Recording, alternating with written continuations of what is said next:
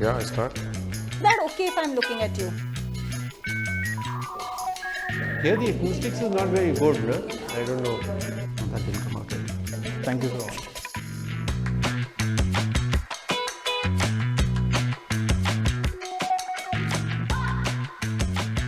My own experience as somebody who's dabbled with learning online tells me that it can sometimes feel like an isolated space. But learning actually is a social activity. We learn best with our friends, with our peer group, with people around us. And that's what we hope to recreate at ANT across the courses, whether it is graphic design, UX design, digital brand communication, motion graphics, interior design. Across the courses, we want to bring in this interactive and collaborative quality to our learning experiences. And at ANT, we do it through two pillars. The first is that of human support, and the second is technology. Technology actually becomes the bridge which enables the human support.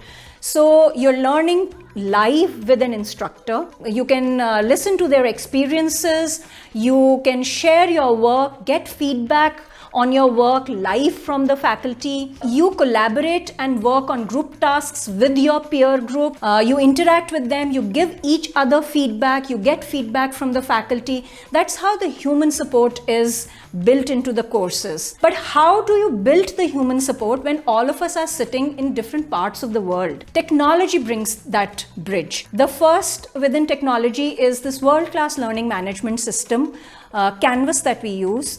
Now, Canvas is being used by some of the Ivy League colleges like Stanford. With Canvas, all your study material, your class schedules, your recording of the online classes, your assignments, feedback, all of it can be accessed anytime, anywhere at one single place. The second is the use of several collaborative workspaces which enable you to work with your peers on group tasks. Now, these collaborative spaces have seeped into the professional working of every professional today.